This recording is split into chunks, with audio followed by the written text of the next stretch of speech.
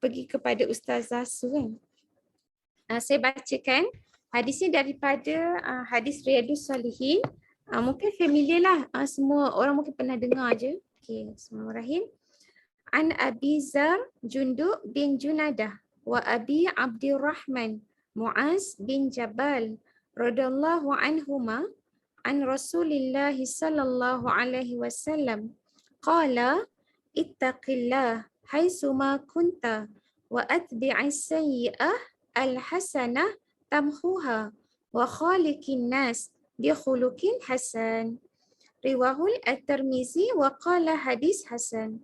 Dari Abu Zar Jundub bin Junadah dan Abu Abdurrahman Muaz bin Jabal radhiyallahu anhuma. Anhuma tu sebab dua-dua ni sahabat Nabi. Beliau bersabda dari Rasulullah sallallahu alaihi wasallam, beliau bersabda, bertakwalah kepada Allah di mana saja kamu berada. Iringilah keburukan dengan kebaikan. Nescaya kebaikan itu akan menghapuskannya. Menghapuskan keburukan itu tadilah. Dan pergaulilah manusia dengan budi pekerti yang baik. Diriwayatkan oleh At-Tirmizi dan dia menyatakan hadis ini darjatnya hasan. Okay, jadi saya sangat sukalah kan hadis ni sebabnya dia adalah satu perintah ataupun seruan untuk kita ni ingat sentiasa bertakwa kepada Allah. Dan sebenarnya ciri-ciri orang yang soleh, orang yang solehah ni dia ada dua, iaitu pertama, dia menjaga hubungan dia dengan Allah. Iaitu bertakwa tu lah kan, dia menjaga hubungan dia dengan Allah. Dan kedua, dia menjaga hubungan dia dengan manusia. Hablum minallah, hablum minannas. Jadi itu adalah ciri orang yang soleh lah.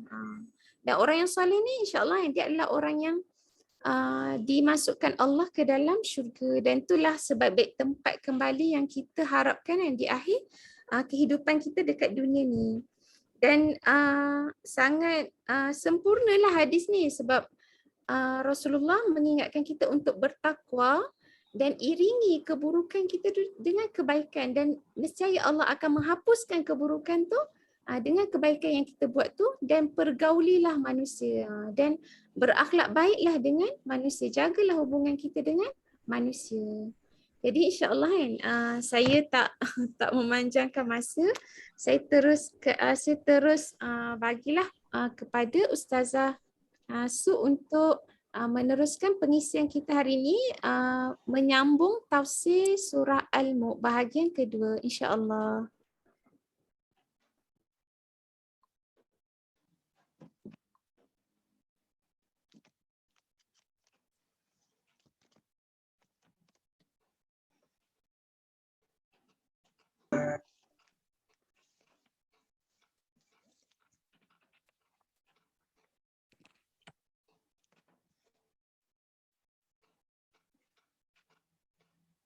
Dah sudah ke?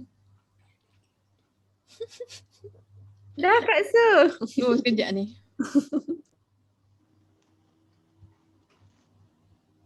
Semua orang rindu Ustazah Su ni minggu lepas. Dengar suara. Hari ni nampak muka. Minggu lepas dengar suara? Tak ada. Tak sahat minggu lepas. Minggu lepas kan?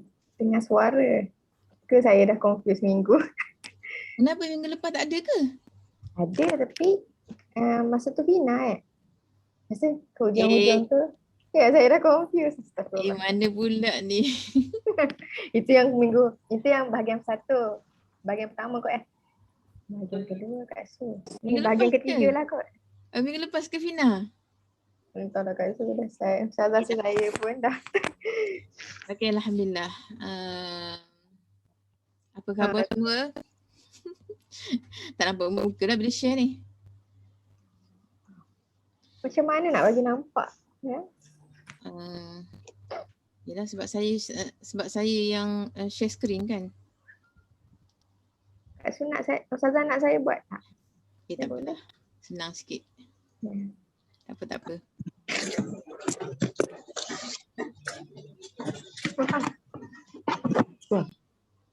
Okay. Okey, auzubillahi minasyaitonir rajim. Bismillahirrahmanirrahim. Alhamdulillahirabbil alamin wassalatu wassalamu ala asyrofil anbiya'i wal mursalin sayyidina Muhammad wa ala alihi washabbihi ajma'in. Qala rabbi shrah li sadri wa yassir li amri wa hlul 'uqdatam min lisani yafqahu qawli amma ba'd. Okey, alhamdulillah.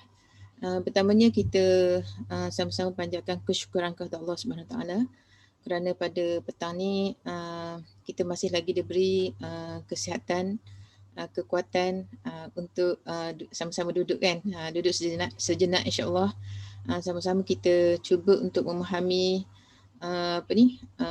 ayat-ayat Allah Subhanahu Wa Taala kan. Mudah-mudahan inilah nak katanya usaha kita untuk untuk lebih mendekat lagi, untuk lebih memahami kalam Allah, ayat-ayat Allah, dan untuk lebih mendekatkan diri lagi dengan Allah Subhanahu Wa Taala. Okey, jadi alhamdulillah kita masih lagi dalam usaha untuk ta'aruf dengan Allah kan, ta'aruf tentang kerajaan Allah kan. Sebab surah ni surah Al-Mulk, surah menceritakan tentang kerajaan Allah, menceritakan tentang kebesaran jajahan Allah Subhanahu Wa Taala kan. Kalau kat dunia ni kita bila sebut jajahan, sebut kerajaan tu kita nampaklah kan. Tapi ni nak cerita kat dunia tu nak kata terbatas kan. Maknanya sempadan jajahan tu terbatas. Kalau kita tengok kat Malaysia ni itulah jajahan dia kan, jajahan Kelantan, jajahan Terengganu, jajahan dengan sempadan-sempadan yang telah dibuat kan oleh penjajah kan. Sepatutnya negara Islam ni satu je, tak payah tak payah ada sempadan-sempadan. Senang je nak pergi kan. Sebut nama negara Islam sepatutnya satu je. Tak payahlah nak pergi ke negara ni kena pakai pasport apa kan. Sebab pasport ni penjajah lah yang buat, sebab dia dia dah sempadankan kan. Jadi susah kan.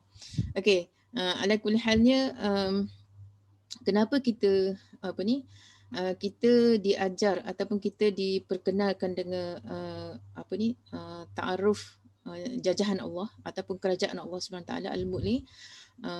Siapa ingat minggu lepas kita ada dah masa kesimpulan tu?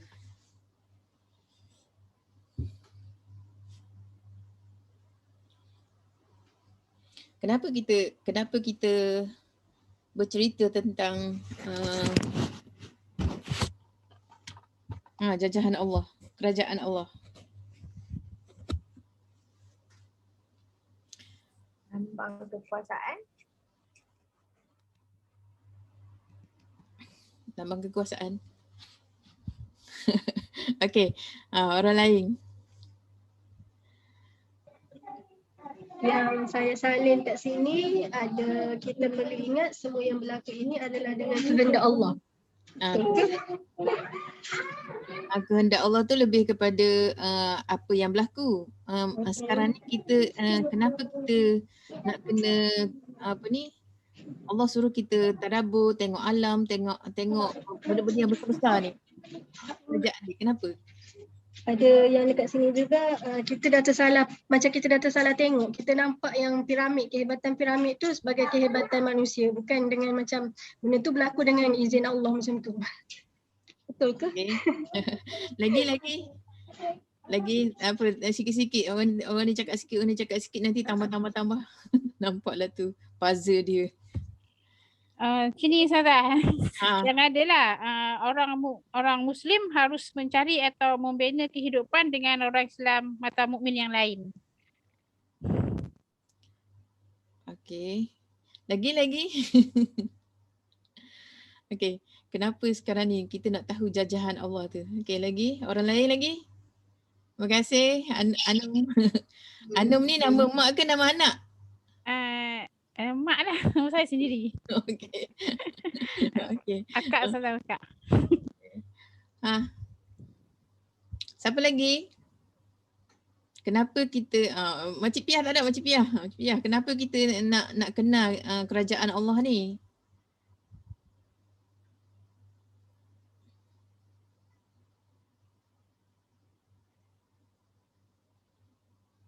Rasa macam dah ada cerita minggu lepas ataupun minggu sebelum tu, tak ada Makcik Piah ada main Makcik Min, tolong jawab dah. Makcik Min, okey sini Makcik Min. Okey, benda soalan Ustazah duk dapur ni sebenarnya, cerita. Apa soalan dia tadi? Kenapa kita nak kena kenal kerajaan Allah?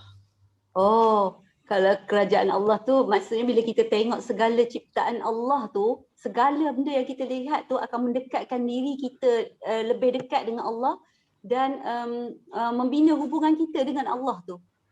Kita boleh rasa kehadiran Allah dekat dengan kita bila kita melihat ciptaan Allah tu. Okey. Tu bagi diri Pak Cik Min cakap gitulah. Okey. Tu dekat dah tu. Lagi ada lagi? Kenapa kita bila kita ni disuruh melihat benda-benda besar. Benda-benda besar. Kerajaan Allah kan, kerajaan Allah tu merangkumi langit dan bumi. Tabarakalladzi biyadihil mulku wa huwa ala kulli syai'in qadir.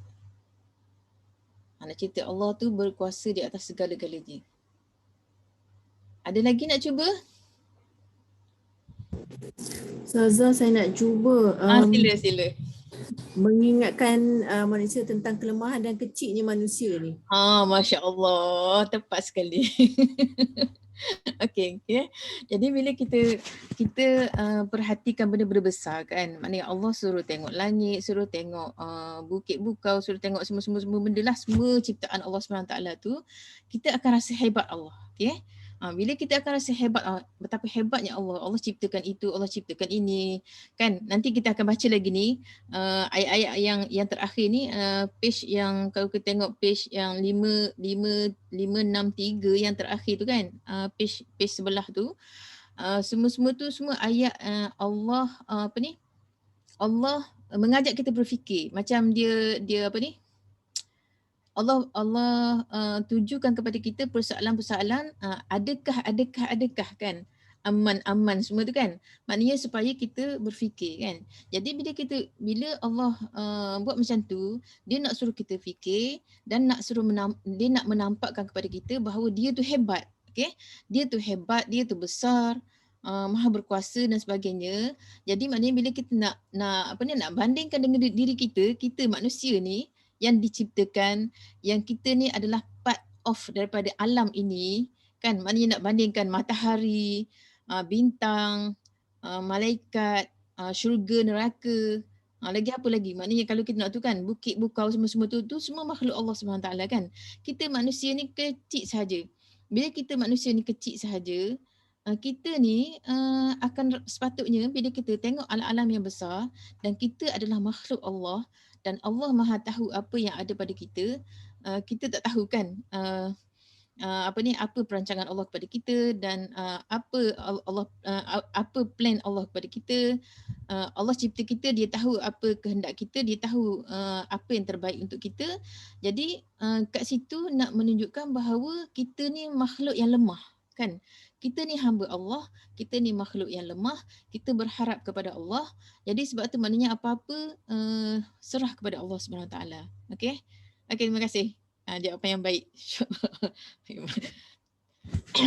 Okey, yang lain pun okey juga maknanya nak kata main pointnya itulah. Maknanya nak ceritanya yang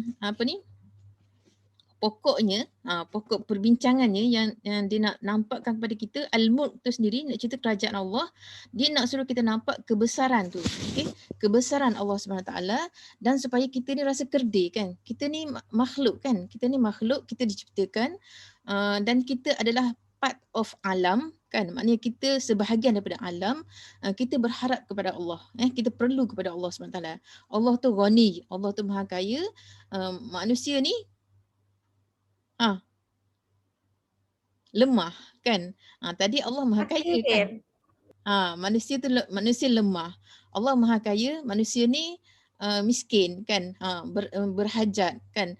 Maknanya nak kata apa-apa pun kita kata hebat kita perlu juga kepada Allah SWT. Okay? Perlu juga. Maknanya kita tak boleh hidup sendiri kan. Kita mesti perlu kepada bantuan Allah SWT kan. Maknanya apa-apa yang kita baca minggu lepas lah kan.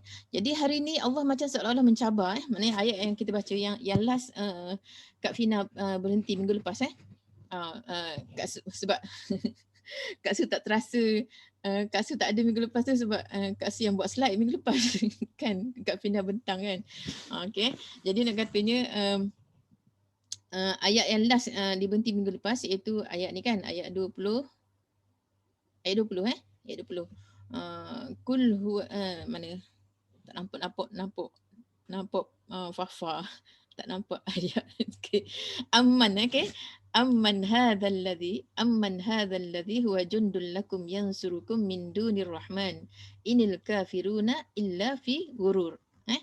Amman hadzal ladzi yarzuqukum in amsaka rizqah bal lajju fi utuwin wa nufur. Okey, ayat 20 21. Jadi kat sini Allah Subhanahu Wa Taala bila didatangkan dengan persoalan kan, maknanya perlu ke Allah? Maknanya nak kata kat sini Allah nak trigger kita kan, maknanya nak suruh kita fikir. Dia kata amman hadzal ladzi, kalau ikutkan adakah kan, adakah siapa yang, adakah manusia yang mampu bahkan siapakah dia yang menjadi tentera bagi kamu, kan maknanya nak kata siapa yang boleh bantu kamu, jadi tentera kepada kamu untuk menolong kamu selain daripada Ar-Rahman. Inil kafiruna illa fi ghurur kan, selain daripada Allah SWT yang Maha Pemurah. Tapi sebenarnya dia kata orang-orang yang kafir tidak lain hanyalah berada dalam keadaan terpedaya. Dan siapakah di antara kamu yang dapat memberi rezeki kepada siapakah yang dapat memberi rezeki kepada kamu jika Allah menahan rezekinya? Tidak ada siapa pun. Bahkan mereka yang musyrik itu iaitu kekal terus dalam keadaan sombong, angkuh serta melarikan diri dari kebenaran. Okey. Kemudian macam mana? Kak suruh tutup je lah gambar. Okey. Jadi kat sini dia kata kadang-kala kalau kita perhatikan kadang-kala dia kata manusia ni merasa sangat sombong dan merasa bahawa mereka dapat melawan Allah Subhanahu Wa Taala. Apakah benar mereka mampu melawan Allah? Sedangkan semua apa yang ada di atas muka bumi ni adalah tentera Allah Subhanahu Wa Taala. Okey. Apa yang ada dan apa yang dapat dilihat oleh manusia sama ada ianya bukit bukau, gunung ganang, angin, cahaya, lautan dan sebagainya, semuanya adalah merupakan tentera Allah SWT. Okay? Jadi benda ni banyaklah kan. Kalau kita perhatikan dulu sebelum ni kita pernah bincang pasal bala Allah kan. Maknanya bila makhluk ni buat satu-satu kita kata melanggar perintah Allah ataupun buat maksiat kan, maknanya nak kata dia mengundang kemurkaan Allah Subhanahu Taala kan. Jadi nak kata kat sini tak kira lah dalam bentuk apa kan, bila kita mengundang bala, maka manusia tu sendiri tak mampu sebenarnya kan, tak mampu untuk menghalang daripada bala bencana yang telah didatangkan oleh Allah SWT kan. Kita boleh tengoklah kan, maknanya pernah ingat tak yang peristiwa yang berlaku di Palu? Ingat. Sekejap. Mana nak Palu.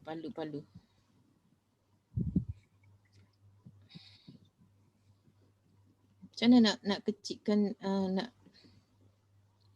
nak balik kepada asal dia punya ni. Okey, PowerPoint. Okey, Palu. Kenapa Palu? Okey. Tapi tak tahu dengar tak ni? Stop balik Dia kena share sound. Sekejap. Nanti dia share. Kat mana share sound? Share computer sound. Betul. Ya.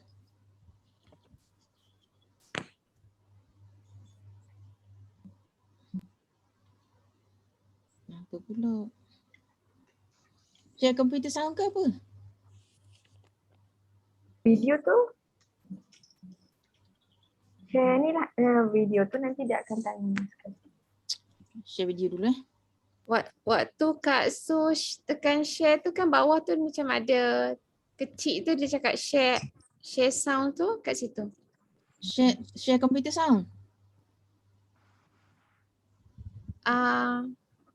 waktu Kak Su tekan share screen tu kan nanti Kak Su pilih kat situ nak share apa kan.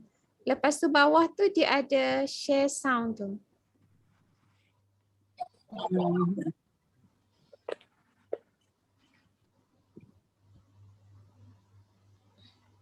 Sorry. Share sound sebab dia ambil share sound daripada komputer. Kak Su. Tu kena tulis nama pula. Belah kiri Kak Su. Tahu belah kiri. Dah tick dah. Computer sounds. Ke Optimus screen share for video clip. Optimize screen share. Ambil yang ni lah. Mana cuba. Google. Masya Allah.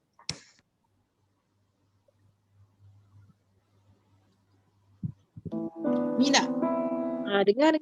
Okay. Jadi Kak Su boleh besarkan. Okay.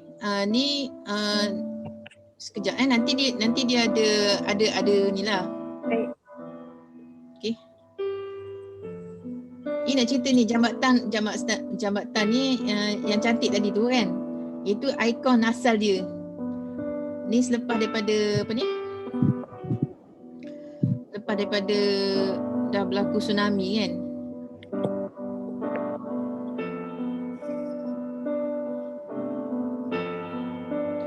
Inilah benda-benda yang dibuat ni. Pemujaan pantai. Dia korban lembu, lepas tu dia hantar, dia buang ke laut. Konon-kononnya nak tolak bala lah. Ni buat kulit kuning lah, apa ayam lah, apa ni. Kami laporkan bahwa ini adalah jembatan kuning yang menjadi ikon kebanggaan masyarakat Palu yang sekarang sudah hancur dan putus. Ini adalah jembatan yang merupakan konstruksi pertama di Indonesia dan ketiga di dunia. Dan di ujung yang kami arahkan kamera adalah tempat berlangsungnya upacara adat festival pesta Namoni yang penuh dengan kesyirikan, ada penyajian ke laut, ada tari-tarian, musik sepanjang malam, pesta pora. Dan pada saat itu ribuan orang berkumpul di situ, termasuk pengamanan polisi yang ratusan, dan semuanya hanyut diterjang tsunami.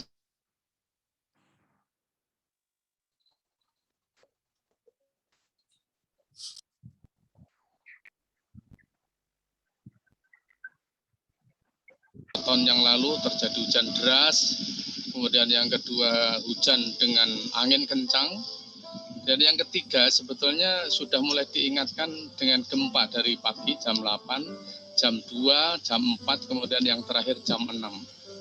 Ketika mereka berpesta pora dihantam oleh tsunami, dan sampai dengan saat ini pengamannya yang berupa apa itu polisi Polwan itu masih banyak yang belum ditemukan. Dan sekarang wali kotanya dikabarkan sembunyi karena ketakutan atau disembunyikan oleh aparat karena banyak diancam dibunuh oleh rakyatnya karena sudah diingatkan oleh para ulama untuk tidak meneruskan adat yang penuh, yaitu adat Namoni, pesta pora di ujung jembatan yang kami rekam ini. Pelajaran bagi kita bahwa nasihat ulama perlu didengar. Assalamualaikum warahmatullahi wabarakatuh. Okey, itu satu je. Kena cekal terima situasi sekarang. 我的员工就是我的家人。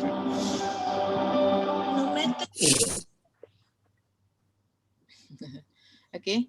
Jadi tu contoh lah contoh yang kita kata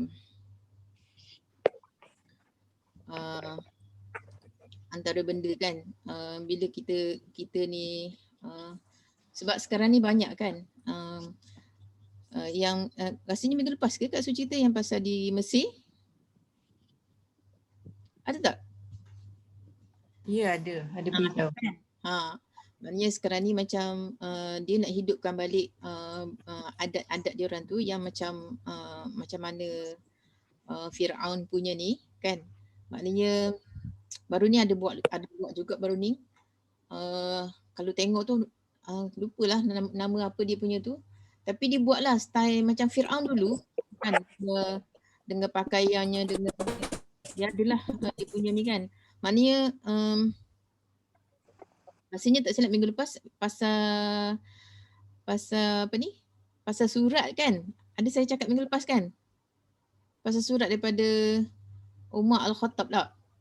Umar Al-Khattab ke Umar Abdul Aziz? Ada. Surat pada sampai dalam sungai. Umar Al-Khattab kan? Tak sure. Daripada Umar Al-Khattab. Surat daripada Umar Al-Khattab, Khalifah Umar Al-Khattab radhiyallahu anhu, dia hantar kepada Amr bin Al-As kan, sebab Amr bin Al-As yang buka yang buka Mesir tu masa tu kan. Jadi nak kata ni kat sini sebab bila mereka berpegang kepada adat, jadi sebab masa tu kan Islam baru masuk kan, Islam baru masuk Mesir tu. Jadi maknanya nak supaya mereka ni balik kepada Allah Subhanahu Wa Taala. Jadi maknanya sebab itulah surat tu kan ada ijaz share gitu kan. Surat tu yang berbunyi kepada Nia tu kalau dia bergerak, mengalir dengan kuasa Allah SWT, Allah yang ni, jadi maknanya maka mengalirlah kan. Maknanya bukan sebab sebelum tu kan dia akan buat korban kan, sembelihan, dicari seorang gadis ke akan dikorbankan campak ke sungai tu kan. Jadi nak cerita kat sini, kat mana-mana pun banyak adab kan. Maknanya kat kita pun ada adab juga kan. Adab pulut kuning ni, puja pantai dan sebagainya. Maknanya kalau seandainya kita orang yang dah faham Islam, kita tengok benda-benda yang balik pada syirik kan. Sedangkan sebelum ni kita dah diingatkan dan dah dijelaskan lah. Maknanya kita dah tahu dah benda tu tak berkuasa kan. Maknanya Allah yang berkuasa, apa-apa Allah yang ni kan, Allah yang datangkan, Allah yang turunkan rezeki dan sebagainya, Allah yang tolak bala kan. Allah datang bala tu Allah ingatkan kan. Maknanya bila datang bala tu sebenarnya nak mengingatkan kita, tapi maknanya kalau seandainya kita kita percaya ada kuasa lain kan. Ada kuasa lain yang boleh menahan ataupun boleh menyembuh ataupun boleh mendatangkan rezeki, memurahkan rezeki dan sebagainya, tu dah menunjukkan bahawa kita telah berlaku syirik kan. Maknanya kita percaya ada kuasa lain selain daripada kuasa Allah SWT dalam dalam ni lah nak menentukan apa-apalah kan. Jadi sebab tu kat sini bila datang benda tu dia kata siapa lagi yang akan dapat membantu kamu kan. Maknanya bila datang rencana Allah, siapa lagi tentera kamu yang boleh menolong kamu kan. Jadi sebab tu Allah SWT ingatkan kita kan, amman hazal hadzal huwa jundul lakum yansurukum min dunir rahman. Maksudnya ada ke tentera kamu yang lain kan yang boleh menolong kamu, dia kata selain daripada Ar-Rahman. Jadi nak kata kat sini dia kata adakah mereka akan menggunakan tenaga yang ada pada mereka, logam yang ada di sekeliling mereka, yang mereka gali dari perut bumi kan. Maknanya nak kata benda tu logam pun milik Allah kan. Jadi nak kata mereka tak mampu, maknanya mereka berhajat juga dengan Allah. Ataupun pokok dia kata tumbuhan yang mereka potong lalu dijadikan senjata, ataupun binatang-binatang. Okey. Siapa yang tunjuk tu? Halimah. Okey. Atau binatang-binatang yang ada di atas bumi ini. Di atas bumi ini mana akan dijadikan sebagai tentera untuk Hosbul Ptolemy dijadikan tentera sebagai tentera untuk melawan Allah. Maknanya guna makhluk Allah juga kan. Tak kiralah sama ada logam ke ataupun pokok ke kan, pokok dia ambil kayu kan, buat senjata, ataupun binatang ke, dia kata apa-apa saja dia kata yang ada di atas muka bumi ni, dia ambil makhluk Allah nak jadikan tentera kan, untuk nak makhluk Allah tapi nak lawan Allah. Jadi benda ni pelik lah dia kata kan. Jadi sungguh memalukan dia kata. Kerana semua makhluk itu adalah tunduk kepada Allah Subhanahu Wa Taala. Okey. Jadi bagaimana mereka akan menggunakan semua makhluk itu untuk melawan tuannya? Tidak mungkin dan ini adalah satu kebodohan. Oleh itu Allah Subhanahu Wa Taala bertanya kepada mereka, siapakah amman huwa jundul lakum kan? Siapakah yang akan menolong kamu untuk melawan Allah? Akhirnya Allah menegaskan bahawa orang-orang kafir tersebut hanyalah dalam keadaan terpedaya dan tertipu dengan apa yang ada pada mereka. Okey. Jadi dalam ayat ni, ayat 21, pasal rezeki ayat 21, amman Allazi yarzuqukum in amsaka rizqah. Okey, balajju fi utuwin wa nufur. Jadi Allah Subhanahu Wa Taala terus bertanya lagi tentang rezeki yang manusia makan dan manfaati. Apakah mereka mampu untuk memberi rezeki kepada diri mereka sendiri? Sedangkan jika Allah Taala menahan hari sikit kan, menahan hari menahan hari maknanya melambatkanlah daripada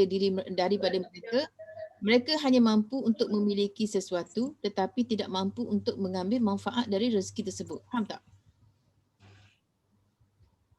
Rezeki tu rezeki kita dah.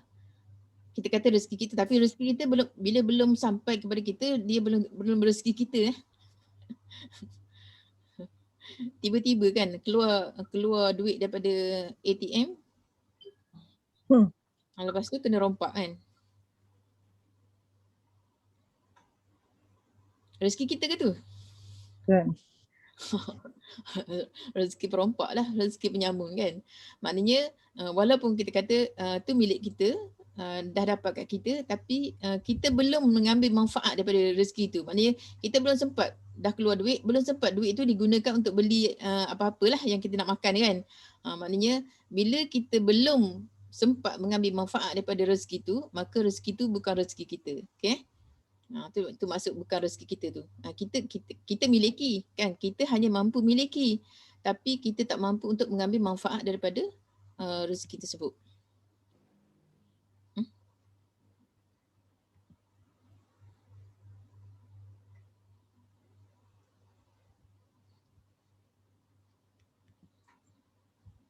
فمن يمشي مكبا على وجهه أهدى Okay. Okay, Aida. Masya Allah. Ala siratim mustaqim. Okay, terima kasih Aida Bujang. Okay, jadi nak kata kat sini kita boleh masuk lagi ayat tu. Sekarang ni kita cerita pasal rezeki ayat 21. Ayat 21 tadi. Yang mana walaupun kita kata dia dah jadi rezeki kita, tapi bila dia dah jadi milik kita tapi belum menjadi rezeki kita apabila kita tak dapat mengambil manfaat daripada milik kita itu. Kan? Macam contoh duit tadilah.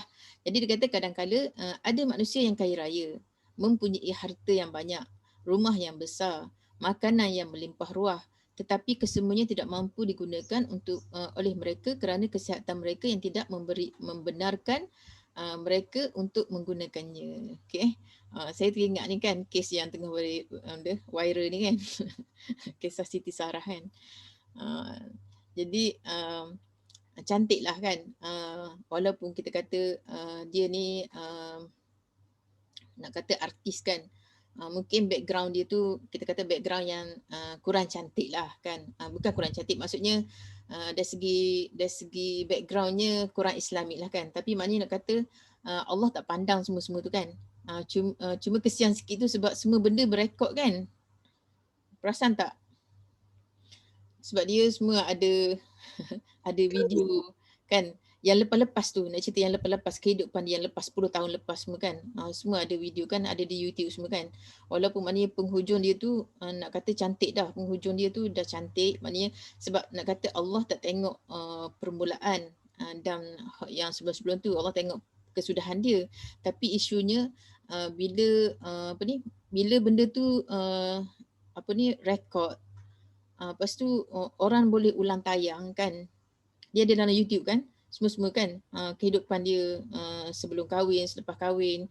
Sebab dia 2 tahun kebelakangan ni baru dia full kan hijab kan. Tapi kesianlah. Macam dulu pernah juga berlaku kan Sharifah Aini kan. Tapi rasanya Sharifah Aini anak dia usahakan supaya tidak menggulantayangkan mak dia yang tak berhijab dulu kan. Tapi nak katanya kat sini ni bukan saya nak cerita benda ni. Nak ceritanya ni yang suami dia share lah kan. Nak kata akhir dia, kesudahan dia, pengakhiran dia tu cantik, ending dia kan. Maknanya dia banyak buat kebaikan yang orang tak tahu. Cuma isunya bila isunya bila dia dah kritikal kan nak meninggal tu, masa tu lah suami dia ceritakan. Maknanya masa suami dia share lah kan. Suami dia cerita bila saat tu dia kata bila saat dah macam ni dia kata apa pun tak guna kan. Maknanya nak kata sebab dia tengah kaya kan. Maknanya sekarang ni tengah dia punya bisnes tengah naik lah kan. Maknanya disebabkan ni lah nak kata hasil dorongan daripada isteri jugalah kan. Maknanya hasil dorongan daripada arwah Siti Sarah tu sendiri. Jadi sehingga maknanya suami berada sekarang ni kan. Maknanya bisnes suami dia tu isteri dia yang yang banyak menyumbang lah. Maknanya yang bagi semangat, yang push dia kan. Tapi nak katanya bila dah berlaku macam ni dia kata sebab dia kata maknanya semua asbab maknanya apa yang berlaku tu semua asbab dia juga yang melambatkan dia kata kan. Dia yang melambatkan bawa isteri dia masa tu sebab isteri dia daripada rumah lagi kan, melambatkan isteri dia pergi ke hospital tu. Tapi nak katanya kata bila dah berlaku macam tu dia kata apa pun dia rasa macam dah tak ada arti lah kan. Maknanya duit banyak ke apa ke, sebab dia kata tak duit banyak pun tak boleh mengembalikan semula isteri dia kan. Itulah nak kata kat sini, kadang-kadang ada manusia yang kaya raya, mempunyai harta yang banyak, rumah yang besar kan, maknanya banyak lah kan, rumah sewa apa kan, homestay ke apa ke. Tapi nak katanya kat sini dia kata makanan melimpah ruah tapi semua tu tidak mampu digunakan untuk oleh mereka kerana kesihatan mereka tidak membenarkan mereka untuk menggunakannya. Itu yang kita nak kaitkan dengan rezeki tadi kan. Maknanya walaupun kita banyak kan, kita banyak memiliki sesuatu tapi maknanya dia tak boleh menjadi rezeki kita kan. Sebab apa? Sebab kesihatan pun rezeki kan. Maknanya kesihatan rezeki tapi duit yang banyak tak boleh mengembalikan. Maknanya kalau kita habiskan duit yang banyak pun, kalau Allah dah tetapkan kesihatan kita setakat tu je, maka dia tak akan kembali sihat kan. Maknanya duit tu, harta tu tak akan menjadi rezeki kita. Sebab apa? Sebab kesihatan kita kan. Maknanya kesihatan tu lah yang rezeki. Sebab tu maknanya kat sini nak kata rezeki ni jangan nampak duit je kan. Kesihatan pun rezeki juga kan. Okey. Nikmat kesihatan. Jadi makanan yang sedap, enak tidak akan dapat masuk ke dalam tubuh badan mereka kerana kesihatan yang tidak membenarkan. Betul lah kan. Maknanya biasa orang datang ziarah orang sakit bawa buah-buah kan. Masa kita sihat ni tak ada orang hantar buah kan. Tapi masa sakit tu lah orang hantar buah. Kan tak selera kan. Tak selera nak makan, tak selera semua. Hantar buah ke, hantar makanan yang enak-enak ke kan. Maknanya semua tu tubuh tak boleh nak terima kan. Jadi inilah yang dikatakan rezeki sebenarnya. Yang dapat dimanfaatkan oleh manusia. Yang lain hanya pemilikan yang hanya dapat dilihat di mata. Maknanya kalau kita dapat kita ada rumah besar, kita ada kereta mewah, kita ada apa lagi? Rumah landscape rumah yang cantik kan, ada taman-taman, ada air pancuk dan sebagainya kan. Nak kata semua tu adalah nikmat yang pemilikan sementara dia kata kan. Dia bukan rezeki kan, pemilikan sementara. Rezeki ni yang masuk dalam badan kita kan. Masuk mulut kita. Jadi apakah dia kata? Ada sesiapa yang mampu untuk memberi rezeki kepada manusia ini selain daripada Allah Subhanahu Wa Taala? Ada orang lain ke? Kalau Allah tak bagi rezeki kita, ada orang lain, ada kuasa lain ke yang mampu memberi rezeki kepada manusia? Jika Allah menahan kata dan tidak dibenarkan jika Allah menahan dan tidak dibenarkan rezeki itu sampai kepada manusia, maka bagaimanakah ataupun siapakah yang akan mampu untuk memberi rezeki itu kepada manusia? Tetapi apa yang berlaku ialah manusia ini tetap kekal sombong, angkuh dan tidak mahu menyerah diri kepada Allah Subhanahu Wa Taala. Pernah dengar tak yang kisah tiga orang sahabat tu?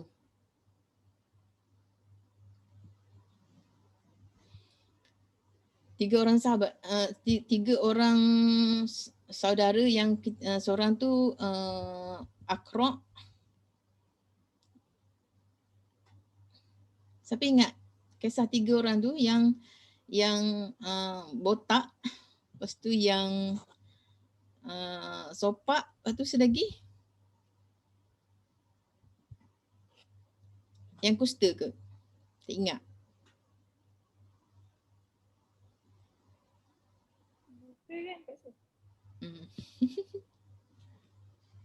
Yang semua sekali disembuhkan. Yang botak tu ditumbuhkan rambut semua. Kan nak kata maknanya penyakit-penyakit yang ada pada mereka tu dipulihkan, lepas tu diberi diberi rezeki yang ni lah kan, melimpah ruah. Yang seorang tu dapat apa? Tak apalah sebab tak ingat kan, jadi tinggal. Dah jumpa dah. Apa? Kisah tiga orang yang diuji dengan penyakit dan harta benda yang melimpah ruah. Hadis riwayat Abu Hurairah. Seorang tu direzekikan apa? Dia pertama malaikat mendatangi seorang berpenyakit kulit dan bertanya kepadanya. Tak apalah, nak ceritanya seorang tu diberi apa? Lembu ke apa? Orang diberikan sapi. Sapi lembu. Seorang dapat lembu, seorang dapat kambing. Kambing. Dia ada tiga tu. Lembu. Kambing yang bunting. Lagi?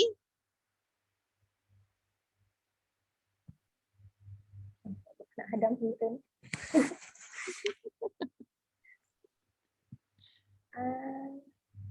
Unta, lembu, kambing. Unta, lembu, kambing kan. Maknanya tiga orang maknanya unta, lembu, kambing. Jadi maknanya mereka ni tiga orang ni nanti boleh check balik boleh check balik, boleh baca, boleh share lah tu cerita. Boleh. Lepas tu baca nanti nak kata seorang tu kemudian disembuhkan penyakit dia orang ni, tiga orang ni. Yang seorang dapat unta, yang seorang dapat kambing, yang seorang dapat lembu, yang seorang dapat kambing kan. Jadi nak katanya mereka pun balik, lepas tu inilah nak kata berbahagialah dengan binatang. Ni dapat sepasang kan. Ni dia orang ternak, biarkan semua ni. Lepas tu jadi orang kaya lah. Orang kaya. Jadi last kali malaikat datang kan. Malaikat datang menyerupai orang miskin. Dia pergi satu-satu tu kan. Mula-mula pergi dekat yang dikurniakan unta kan. Tapi dapat layanan yang tak baik lah kan. Lepas tu yang lembu pun macam tu juga, dapat layanan yang tak baik juga kan. Last kali maknanya sebab dia itulah nak kata ni sombong kan. Maknanya bila dah dapat tu rasa macam itu usaha dia kan. Manusia ni dia tak ingat yang dia dulu susah kemudian dibantu. Lepas tu sebab dia rasa macam usaha dia yang buat, maka dia tak tu kan, maknanya dia tak bantulah orang susah datang kan. Maknanya padahal malaikat yang menyerupai orang menyerupai untuk menguji dia kan. Lepas tu last kali yang terakhir ni yang dapat kambing ni yang tu kan, maka nak kata dia tu maknanya dia stay lah dengan rezeki dia tu, tapi yang dua tu balik kepada penyakit asal. Nak kata sebenarnya nak diuji saja kan. Maknanya bukanlah orang datang minta sedekah pun. Maknanya nak kata Allah Subhanahu Wa Taala nak mengajar kan, daripada nak memberi pelajaran kepada mereka ni. Okey. Jadi tu nak kata hakikatnya manusia memang macam itulah kan. Maknanya bila dah dapat kesenangan tu dia dah lupa dah yang sebenarnya dia dulu susah kan. Jadi sebab tu Allah Subhanahu Wa Taala mengingatkan kita kan. Sebab tu dalam surah apa?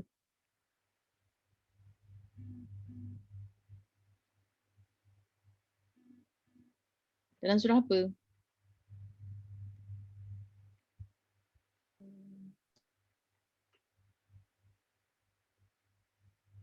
Dalam surah Ad-Duha kan?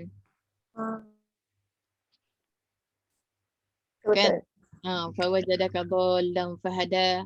fawajadaka a'ilan fa'aghna fa ammal yatima fala taqhar wa ammas sa'ila fala tanhar wa amma bi ni'mati rabbika fahaddits kan. Maknanya ayat tu mengingatkan Nabi SAW kan. Jadi kita pun sepatutnya termasuk macam tu lah kan. Nak kata Nabi dulu kan dia kata dulu kamu kan miskin, lepas tu kami kaya kan. Semua-semua tu kan. Maknanya Allah mengingatkan. Allah mengingatkan Nabi, mengingatkan kita juga kan. Sepatutnya maknanya benda ni sentiasa kan, sentiasa. Maknanya itulah Quran ni walaupun kita kata dia turun kepada Nabi Muhammad kepada Rasulullah SAW kan, tapi nak kata sebenarnya background story tu sama kan. Betul tak? Betul. Background story kita sama tak? Taklah sama kita kata kita anak yatim kan. Maknanya Nabi dulu anak yatim. Taklah macam gitu kan. Tapi nak katanya background kita ni kebanyakannya kita dulu orang susah kan. Kalau tak kita, family kita kan. Asal usulnya memang susah. Kemudian dikurniakan rezeki. Senang sikit kan. Jadi nak kata maknanya sebab tu maknanya Allah kata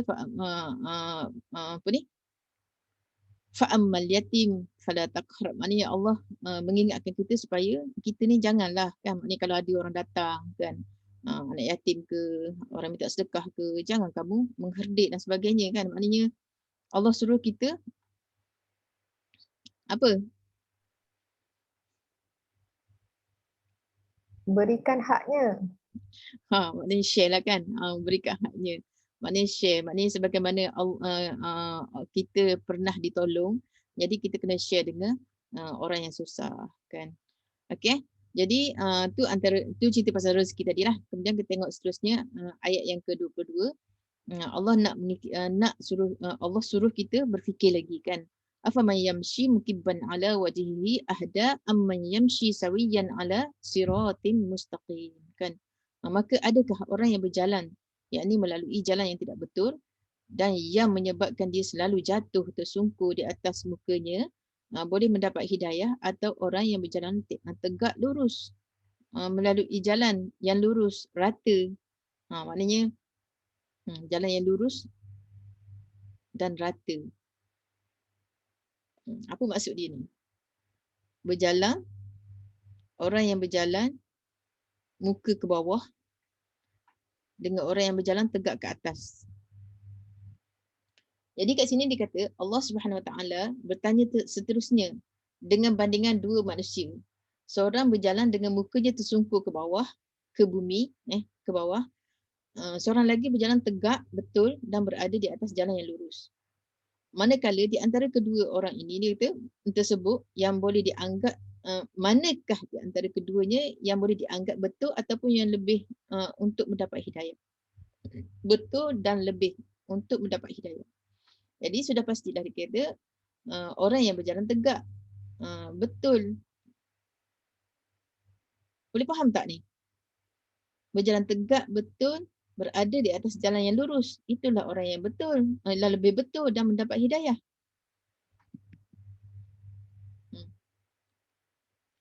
Dari segi logiknya.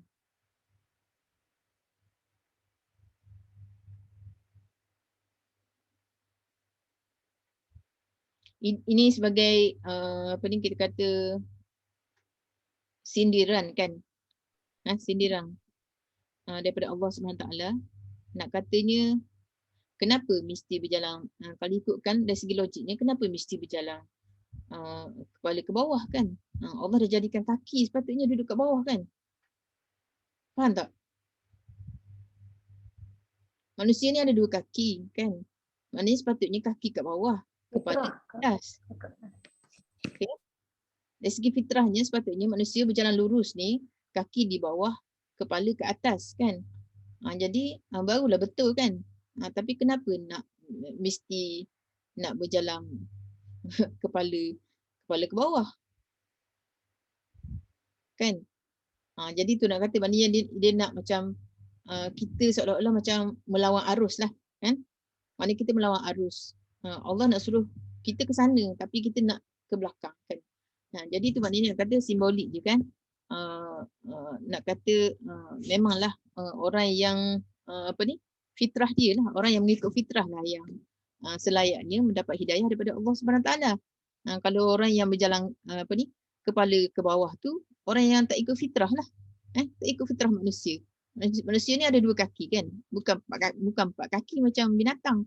Ada 2 kaki. Maknanya mesti kaki kat bawah, kepala ke atas. Jadi itu yang selayaknya yang yang layak untuk mendapat hidayah daripada Allah Subhanahu Taala. Okey. Jadi kemudian Allah ayat 23 Allah SWT mengingatkan juga ni kan, ni sepatutnya jelaslah kepada kita kan. Maknanya banyak tempat Allah datangkan 3 benda ni kan. Allah kata kul huwallazi ansha'akum wa ja'ala lakumus sam'a wal absara wal afidah. Maknanya 3 benda kan, 3 panca indera yang Allah Allah jadikan, Allah adakan pada manusia ni kan, pendengaran, penglihatan dan juga hati. Jadi pendengaran, penglihatan, hati, as-sam'a wal absar wal afidah, 3. Maknanya telinga untuk dengar, mata untuk perhatikan, untuk melihat, hati untuk faham. Okey. Jadi 3 ni Allah kata sepatutnya 3 ni akan menyelamatkan manusia. Okey. Tapi Allah kata qalilan ma tashkurun kan. Okey, katakanlah wahai Muhammad, Allah telah menciptakan kamu dari tiada kepada ada dan mengadakan bagi kamu pendengaran. Ansha'akum tu maksudnya Allah menciptakan kamu. Maknanya kita dulu tak ada, maksud Allah adakan. Kemudian Allah jadikan pendengaran, penglihatan dan juga hati kan. Jadi sepatutnya pendengaran, penglihatan dan hati itu sepatutnya digunakan untuk bersyukur. Tapi dikata amatlah sedikit kamu yang bersyukur. Okey.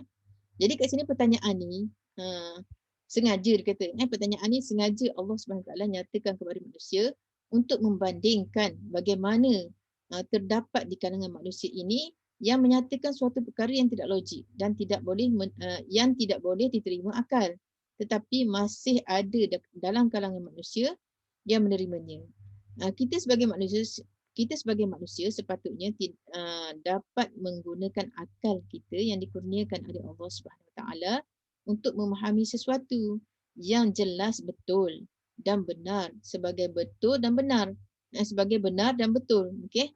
Jadi nak katanya itulah maknanya banyak benda kan, dalam semua hal nak kata dalam semua hal sepatutnya kita guna kan. Maknanya kita jangan dengar orang cakap, tapi sebaliknya kita fikir kan. Kita berfikir dan kita perhatikan kan. Jadi maknanya nak kata kadang kalau asyik dengar orang cakap banyak benda lah nanti kita akan terstuck kan. Maknanya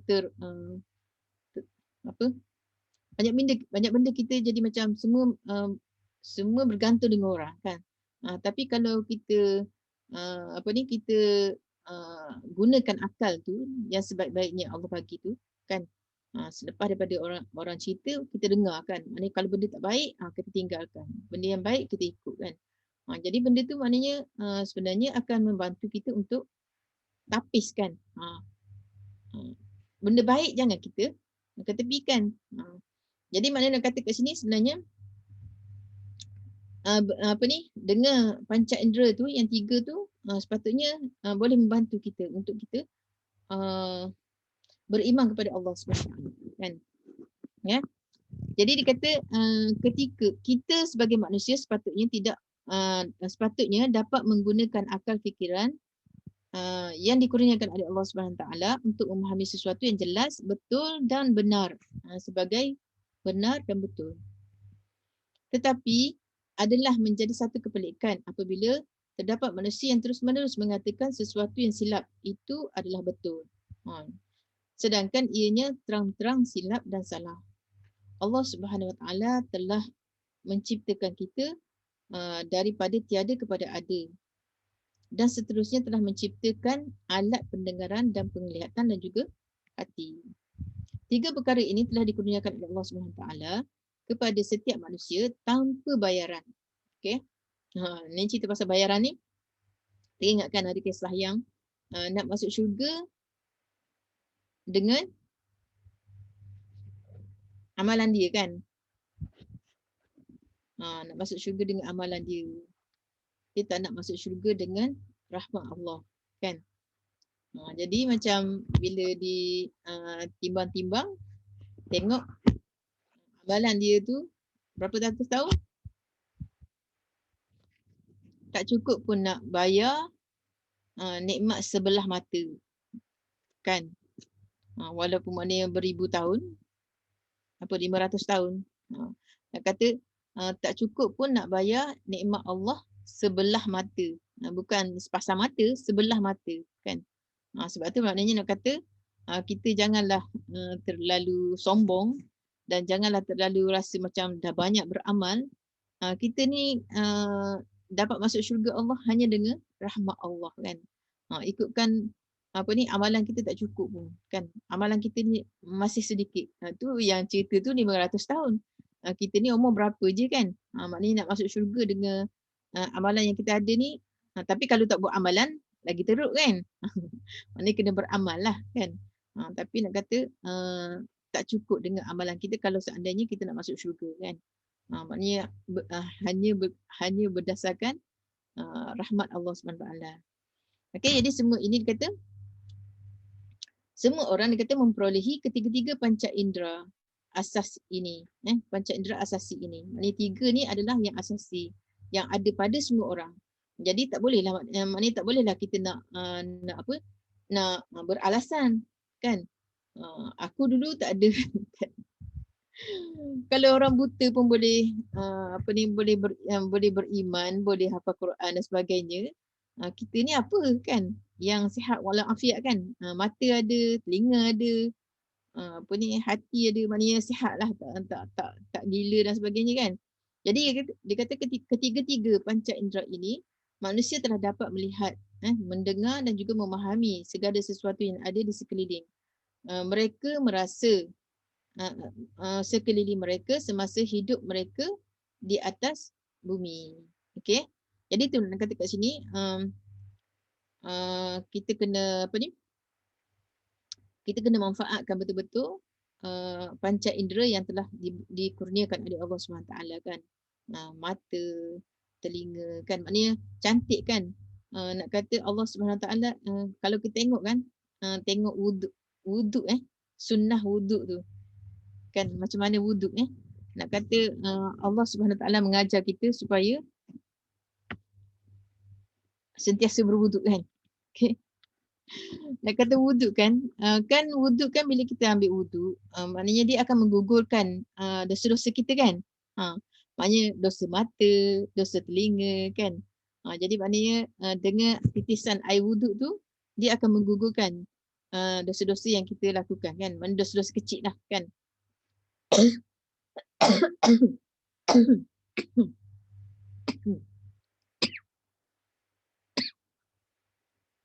Okey. Dia macam mungkin tersalah. Ada.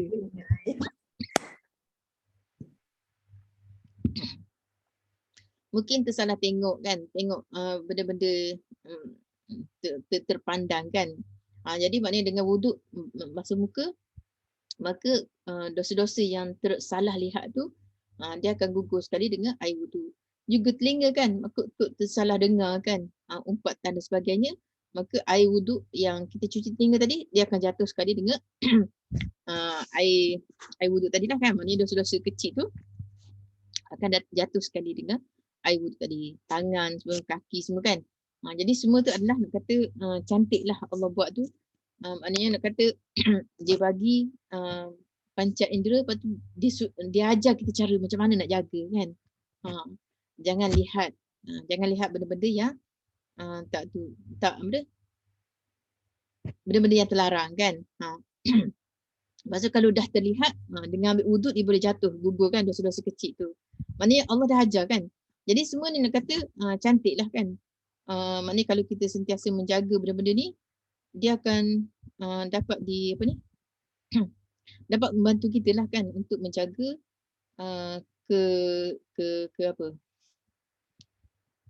kesucian hati kita, okey? Tanpa ketiga-tiga ataupun mungkin salah satu daripada ketiga-tiga ini, nescaya manusia itu akan cacat, tempang dan sukar untuk hidup.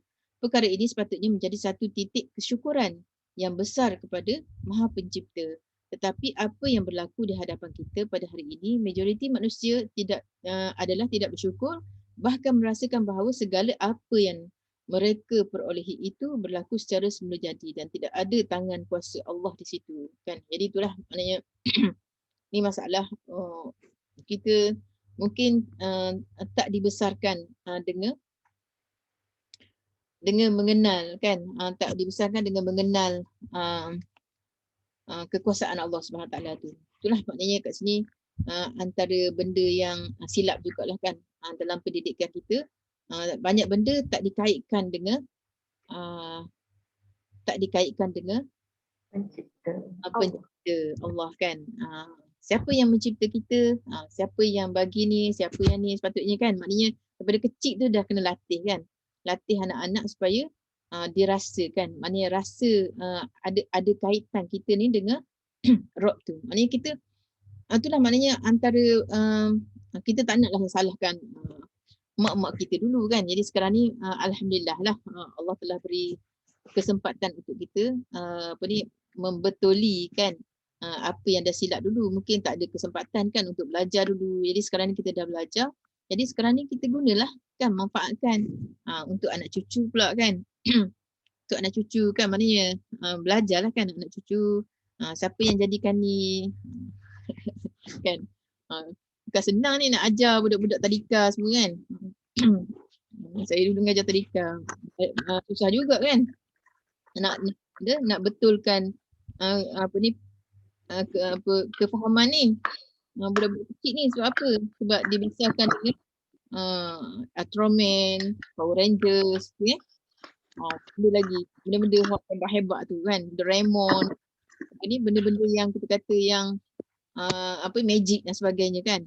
Semua benda tu yang efek dia kepada diri pun ada, kan. Kalau Doraemon yang cerita-cerita lama, sekarang ni tak tahu apa benda lagi semasa, kan. Jadi sebab tu maknanya kat sini cantik lah, kan. Maknanya bermula daripada kecil tu kita dah ajar, kan. Saya teringat teringat Siti Sarah lagi. Nak kata banyak benda jugalah belajar dengan dia, kan.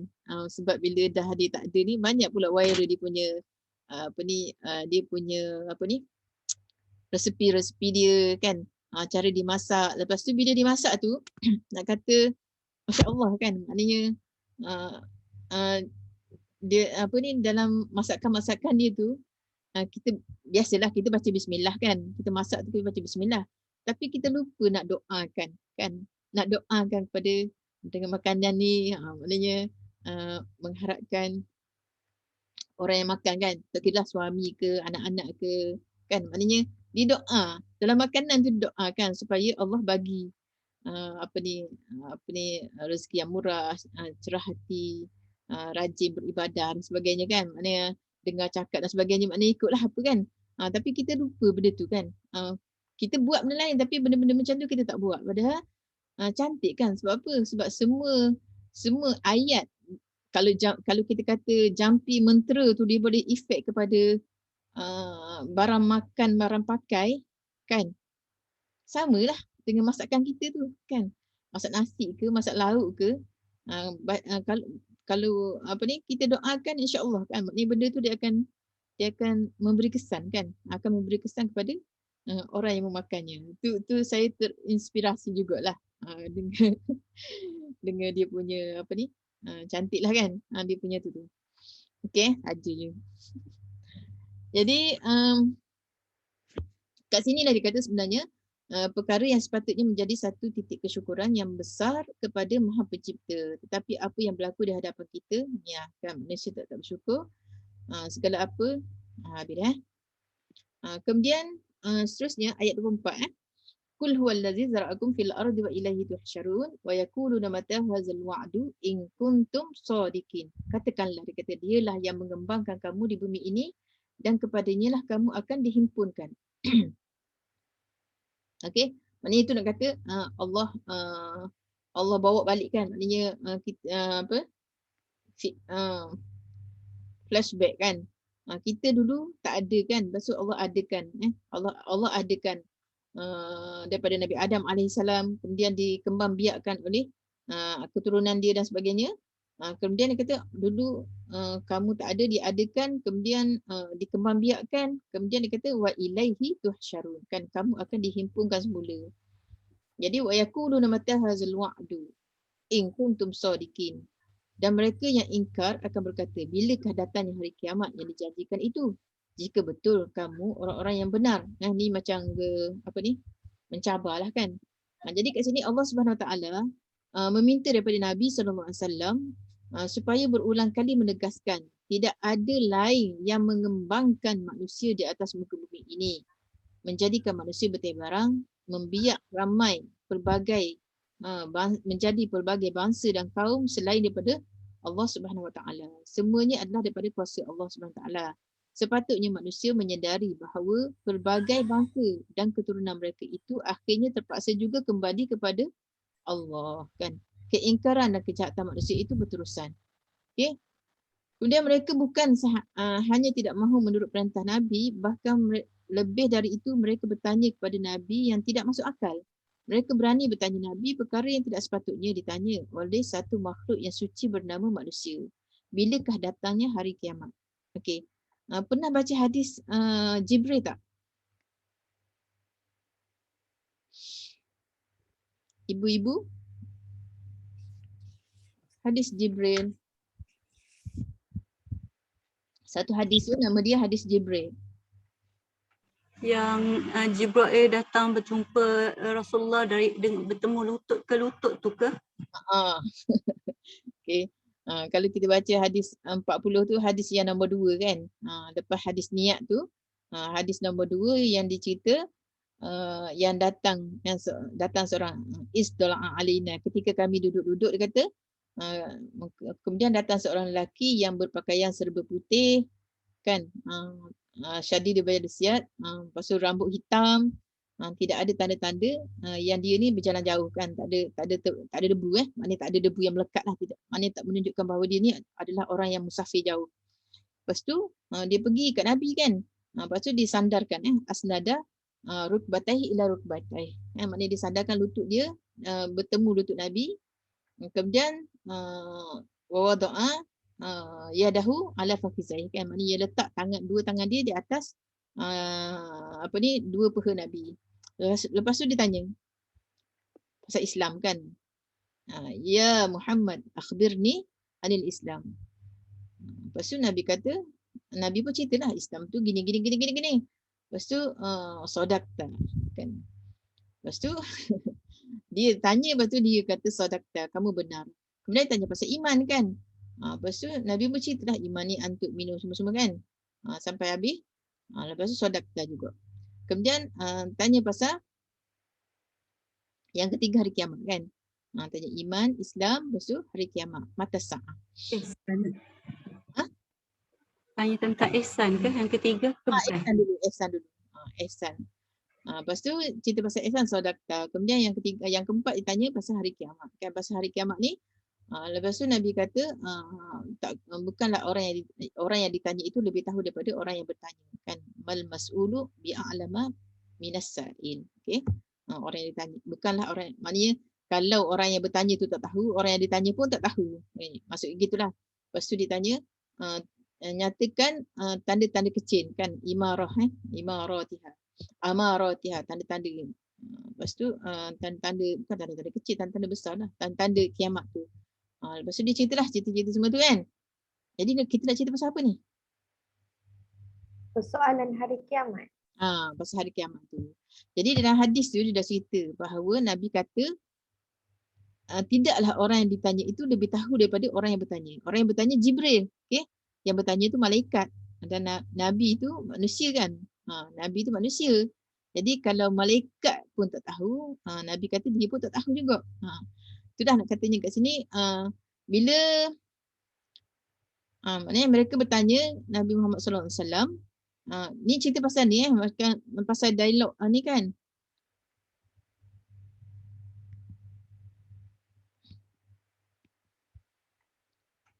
Dialog orang kafir dengan Nabi Muhammad sallallahu alaihi wasallam kan. Jadi dia kata sedangkan mereka semua akan dikembalikan kepada Allah Subhanahu Wa Taala.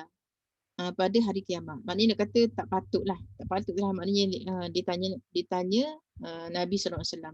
Jadi ni Allah ajar kan. Allah ajar kepada Nabi Muhammad SAW supaya beritahu orang kafir itu, dia kata kul innamal ilmu indallahi wa innama ana nadhirum mubin. Okey. Katakanlah dia kata sesungguhnya ilmu pengetahuan tentang masa kedatangan hari kiamat tu hanyalah ada pada sisi Allah SWT. Dan sesungguhnya aku hanyalah seorang rasul pemberi peringatan dan juga amaran yang terang dan nyata. Okay? Jadi kat sini Allah SWT memberitahu kepada Nabi SAW supaya memberitahu kepada mereka bahawa bukanlah kerja seorang Nabi untuk menyatakan bilakah akan berlakunya hari kiamat. Itu semua bukan urusan Nabi. Okay? Urusan Rasul, urusan Nabi bukanlah memberitahu bila berlaku hari kiamat. Sebab apa? Sebab bila tahu berlaku, tak apalah, enjoy lah dulu. Kan? Tahu kan, enjoy lah dulu. Nanti baru bertaubat dan buat ibadah. Kan? Okay. Jadi nak kata sebab tu maknanya urusan bila berlaku tu itu adalah fi ilmillah. Okay. Urusan Nabi hanya menyampaikan peringatan sahaja. Selagi pintu taubat masih terbuka, sila bertaubat, sila balik kepada Allah. Fafirru ilallah. Okay. Jadi kat sini kerja seorang Nabi ialah dia kata memberi peringatan dan amaran tentang kedatangan hari kiamat. Peringatan dan amaran sahaja. Okay. Kerja seorang Nabi SAW adalah memberitahu bahawa kiamat pasti akan datang. Beritahu tu je lah. Kiamat pasti akan datang. Bila datang, tu fi ilmillah.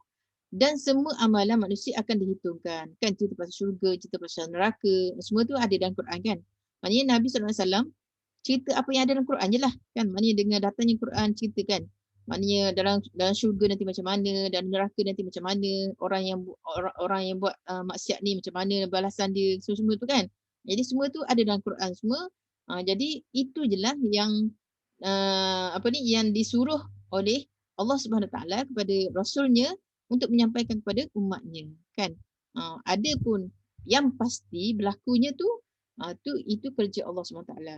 Jadi semua amalan manusia akan dihitung dan dibalas mengikut apa yang telah mereka kerjakan dekat dunia. Jadi jika ianya baik, maka mereka akan mendapat balasan yang baik dan syurga. Tetapi jika sebaliknya, neraka menunggu mereka dengan lahapnya. Itulah kerja seorang Nabi, bukan memberitahu bilakah tarikh dan juga waktu berlakunya hari kiamat. Waktu dan bila berlakunya hari kiamat hanya diketahui oleh Allah Subhanahu Wa Taala. Hanya Allah Taala sahaja yang tahu dengan tepat bilakah akan berlakunya hari kiamat. Nabi SAW hanya mampu menceritakan tanda-tanda sama ada tanda-tanda besar ataupun kecil.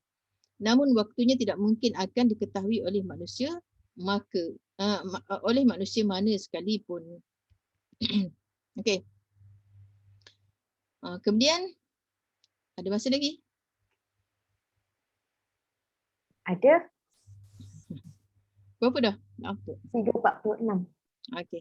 Falamma ra'awhu zulfatan si'at wujuhul ladzina kafaru wa qila hadzal ladzi kuntum bihi tad'un qul ara'aytum in ahlakani Allah wa man ma'aya aw rahimana faman yujirul kafirina min adzabin alim.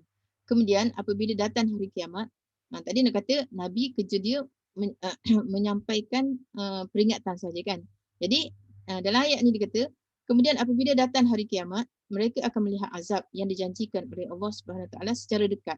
Tadi tertinggal Tadi peringatan je. Jadi maknanya kalau dah berlaku, maknanya dulu Nabi pernah cerita gini-gini. Jadi sekarang ni bila dah berlaku hari kiamat, barulah nampak real berlaku depan mata kan.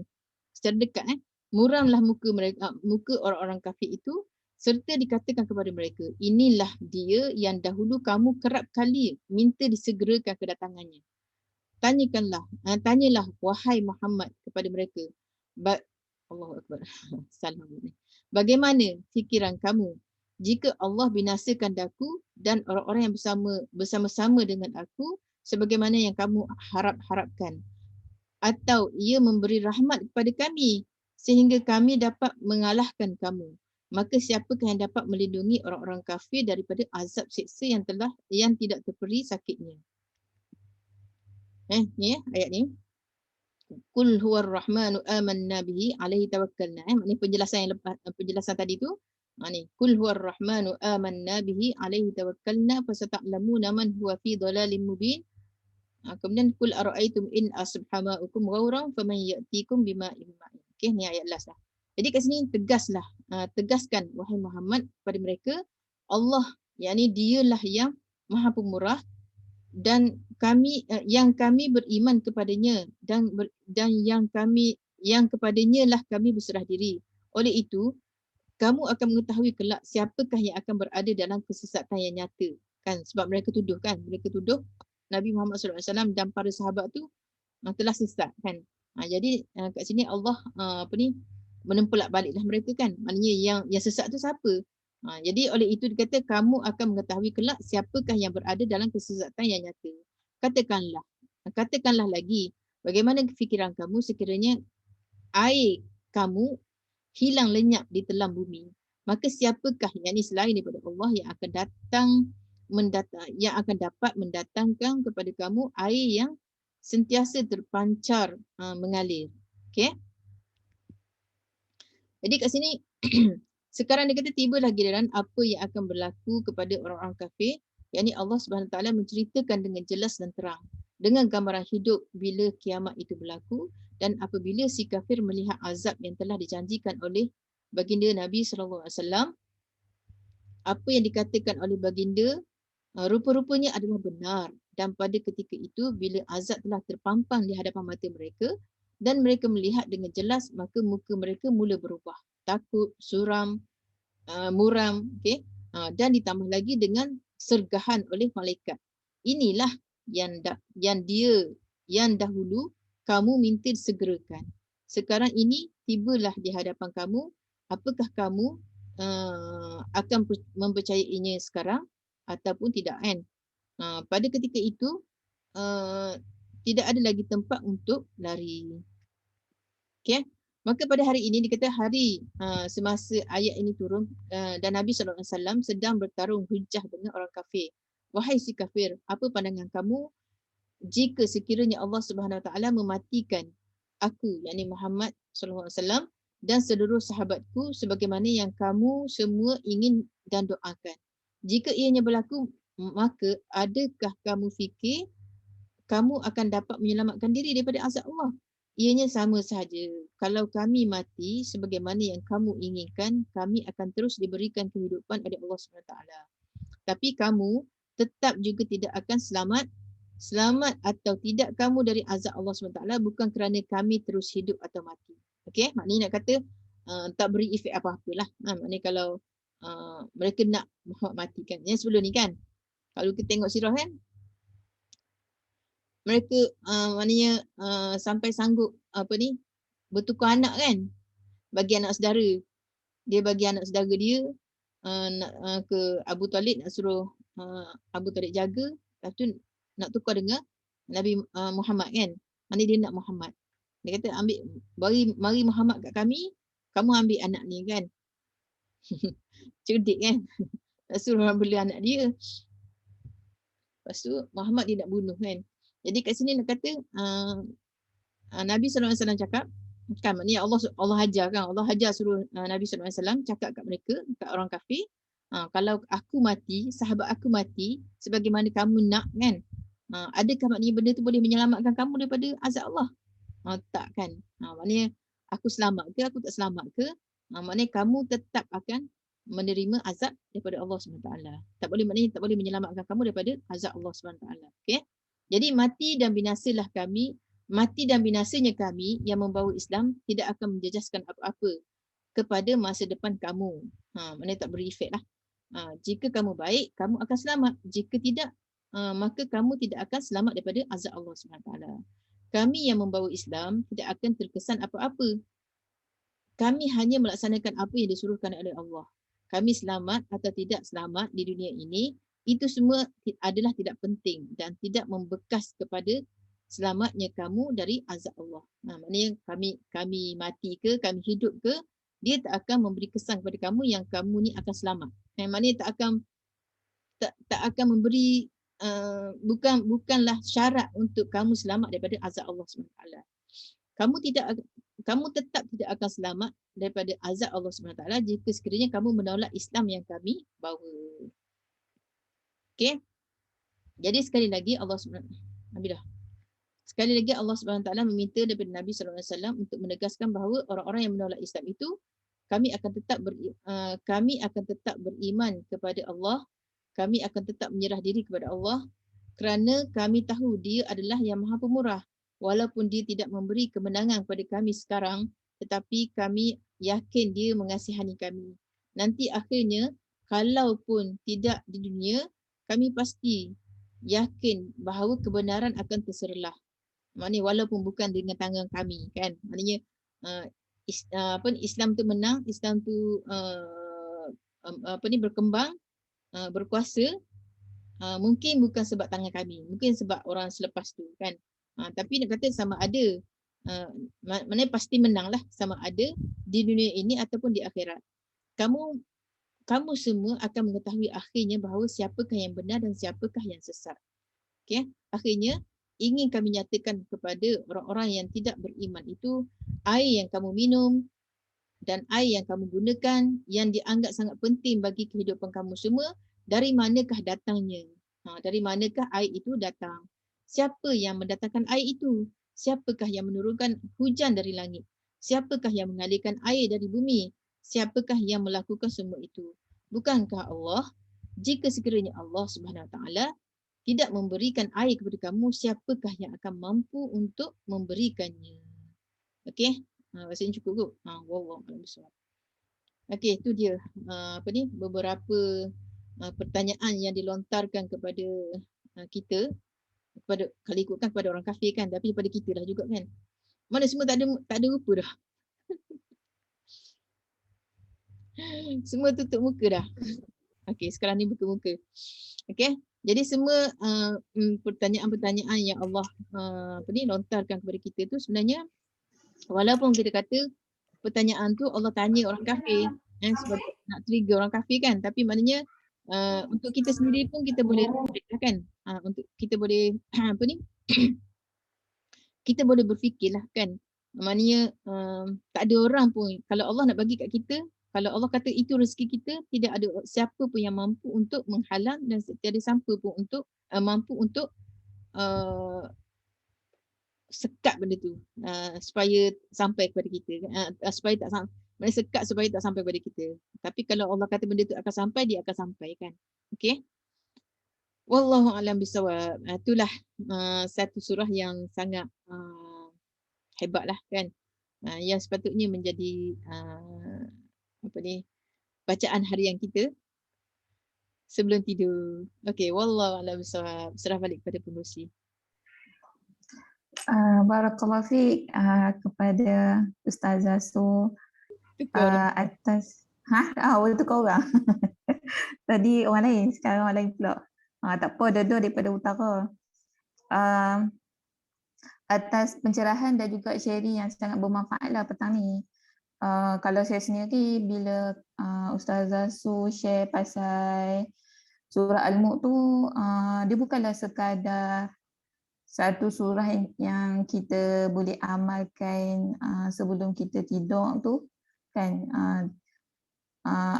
Kan dalam hadis pun dia ada cakap yang boleh tolong kita waktu kita dah mati nanti kan. Semua-semua tu lah. Tapi sebenarnya di sebalik surah Al-Mulk tu sendiri banyaklah pengajaran yang Allah nak kita faham daripada surah tu. Panjang lebar lah bila Ustazah Su dah explain tadi kan. Cuma dari part saya tu, saya rasa macam untuk kita tahu, percaya tu mudah kan. Kita tahu je Allah tu Maha Pemberi rezeki, Allah tu Maha mengetahui. Tapi bila Iskam, cakap orang putih pula, saya tak faham. Bila nak katakan lah, kalau benda tu datang dalam kehidupan, kadang-kadang apa yang kita percaya tu dia teruji lah kan. Contoh macam Allah ni Maha memberi rezeki, tapi bila kita teruji dengan benda tu, kepercayaan tu akan benar-benar valid ataupun tak lah. Bila kita dah macam mana nak kata, bila kita dah teruji tu kan. Sebab itulah kalau untuk saya sendiri, dalam kita nak beramal untuk kehidupan ni pun kita kena ada kesabaran yang tinggi juga. Sebab apa yang kita minta tu apa nak kata, memang apa yang dicatat dalam Al-Quran tu memang satu kebenaran dan kita tahu Allah akan bagi je benda tu. Cuma untuk keadaan kita tu kita tak tahu bila apa waktu yang tepat kita akan dapat benda tu kan. Kan semua orang nak je senang, semua orang nak je hidup tak susah kan. Macam itulah. Tapi kita tahu hakikat kehidupan tu taklah sebegitu. Ada orang memang Allah uji dia betul. Kalau susah tu susah betul kan.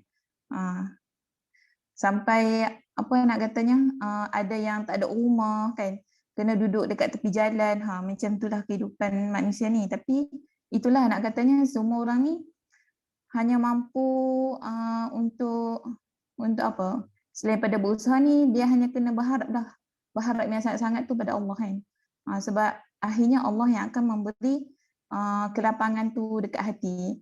Bukanlah apa yang kita dapat tu yang kita akan rasa lapang, tapi apa yang ada dekat hati kita tu lah kita yang rasa lapang tu lah. Macam lain macam pula. Apa ni, saya punya feedback. Tapi macam itulah. Adakah orang lain macam nak share ke apa yang dia dapat?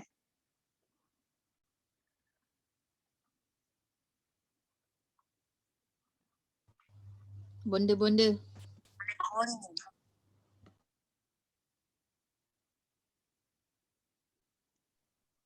Assalamualaikum warahmatullahi wabarakatuh. Waalaikumsalam. Apa faedah daripada surah tu tadi? Daripada ayat yang terakhir tu, saya dapat lihatlah bahawa Allah menyuruh manusia berfikir benda yang paling dekat sekali dengan kita iaitu air. Air yang begitu penting dalam kehidupan manusia. Benda tu memang sangat hampir dengan kita. Kalau tak ada air, matilah kita kan. Tak ada kehidupan, tak ada, susahlah kita nak minum, nak pakai.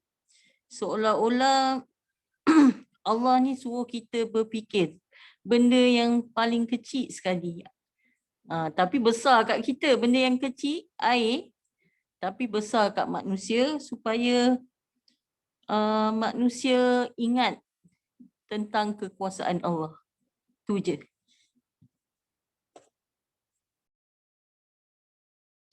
Teringat apa ni? Tadi nak cakap dah tapi lupa. Sebut pasal air ni, kita orang kat Terengganu baru je 2 hari lepas. Baru ada air ni. Diuji 2 minggu tak ada air. Tapi bukan semua kat Terengganu. Kebetulan Kuala Nerus. Kuala Nerus kawasan kita orang lah.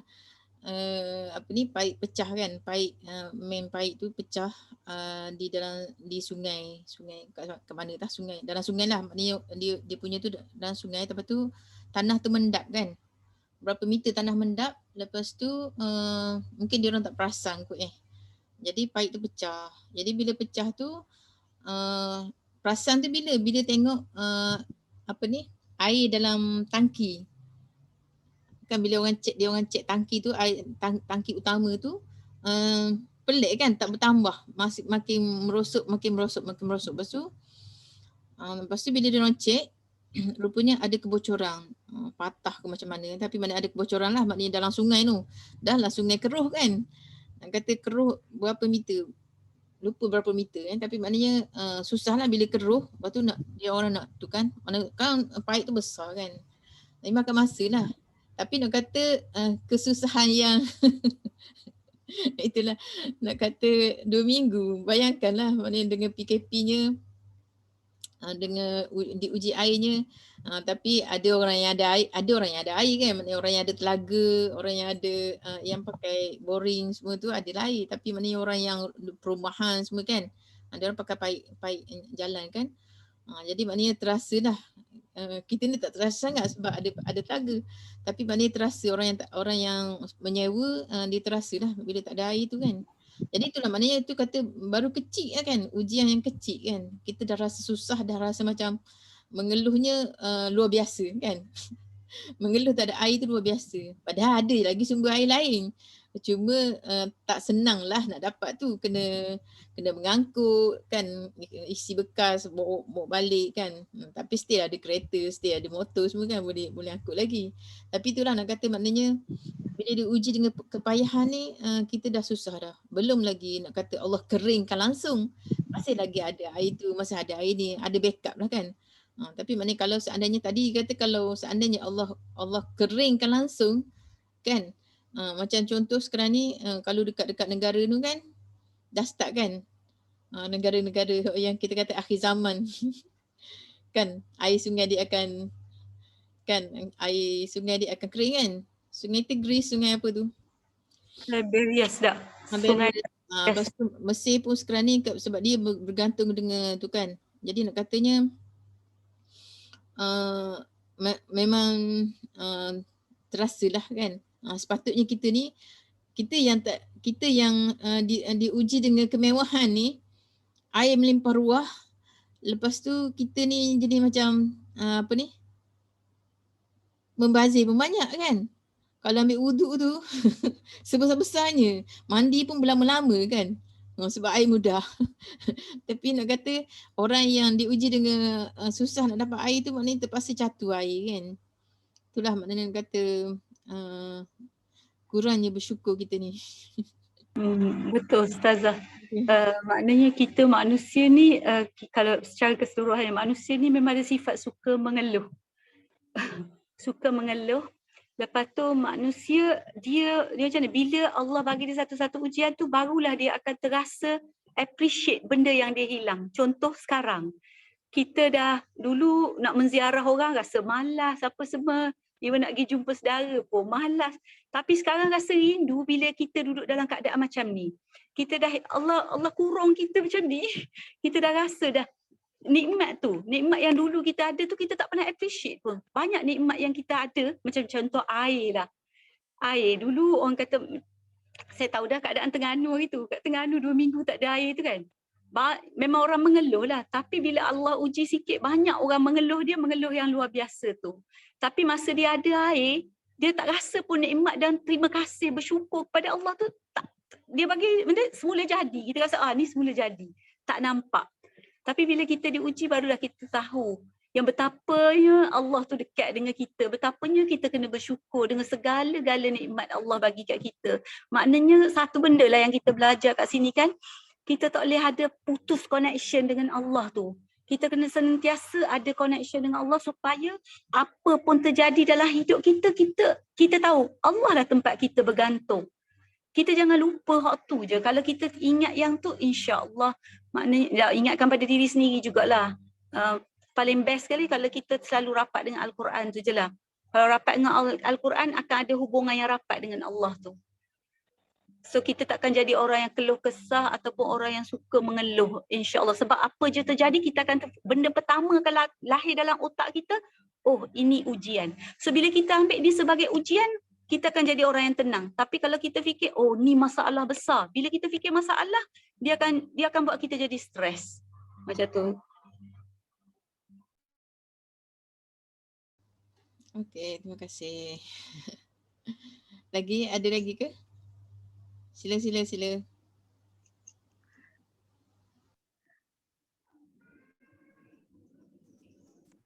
Kalau saya boleh kongsikan, Ustazah.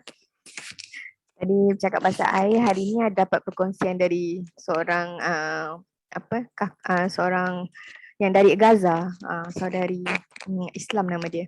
Dia cakap antara benda yang dekat Gaza tu yang disekat kan adalah elektrik tu.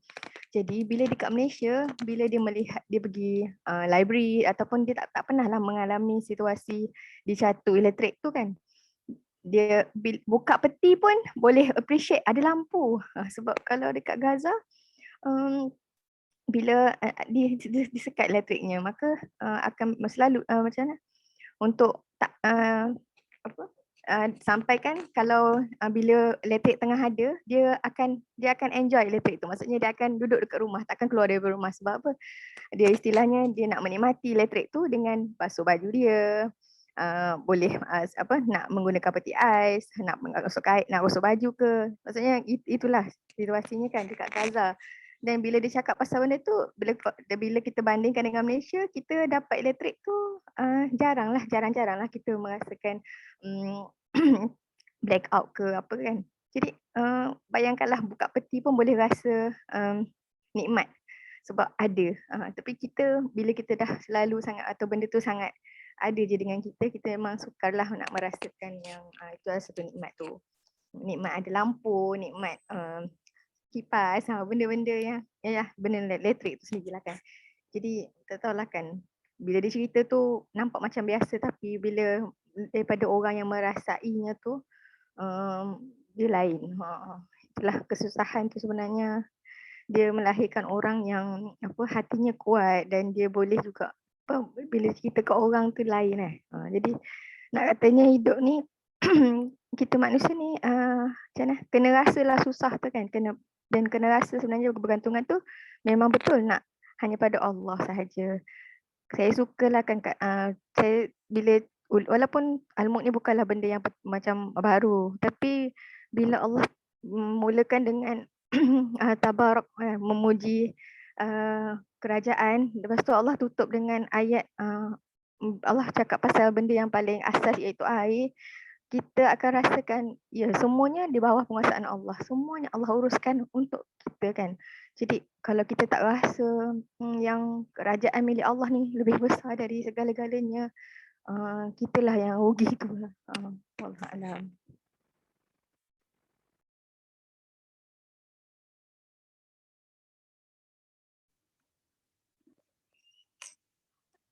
Barakallahu fiik. Pada semua yang share, ada lagi ke yang nak tambah? Boleh ke nak? Hari ni baru kita cakap pasal, kita sentuh babak akhir kita ni dengan air dan elektrik semua kan. Benda tu macam benda tu yang kecil bagi kita lah, kecil je. Tapi terasa dia tu sampai ke dalam ke. Betapa pentingnya. Betapa kita rasa benda tu. Kalau kehilangan benda tu kita rasa guana, ya tak? Maknanya benda tu kita cakap benda kecil je, api dan air. Tapi itulah nikmat Allah yang sebenar-benar yang kita dapat rasa dekat dengan kita kan.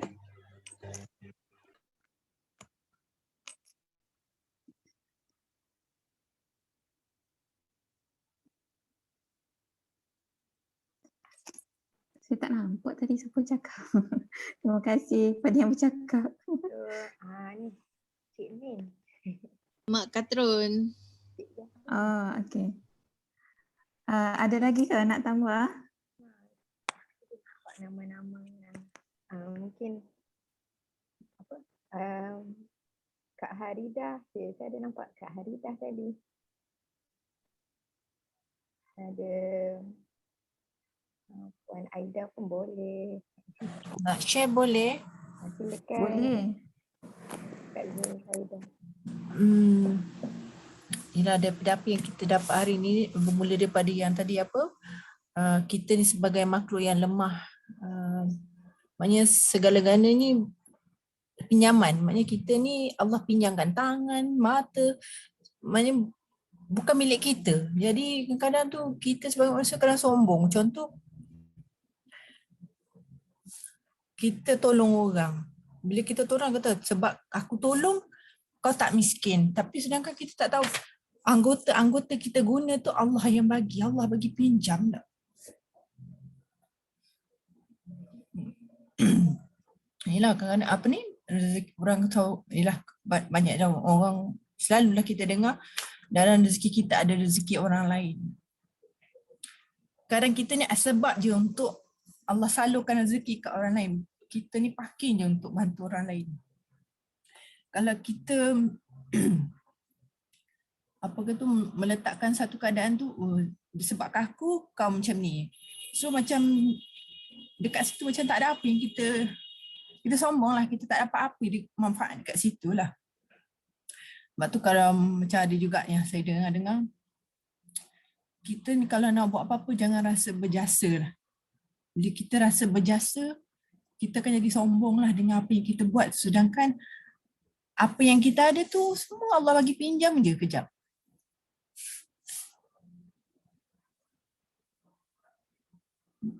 Dan dalam keadaan situasi kita sekarang ni, apa yang terjadi lah di sekeliling kita ni, itu semua Allah dah tentukan. Cuma kita ni nak kena mengambil, ya Allah, kau buat benda ni, apa kau nak tunjuk ya Allah? Apa kau nak tunjuk sebenarnya? Itu yang patut kita ambil lah. Mungkin dosa-dosa kita, mungkin Allah nak kita buka mata, oh ni sebenarnya satu jalan untuk aku betulkan balik track aku, untuk bantu orang, supaya kita pergi tu dalam keadaan yang Allah, kita terima kita dalam keadaan redha lah, dengan bersih lah. Itu saja.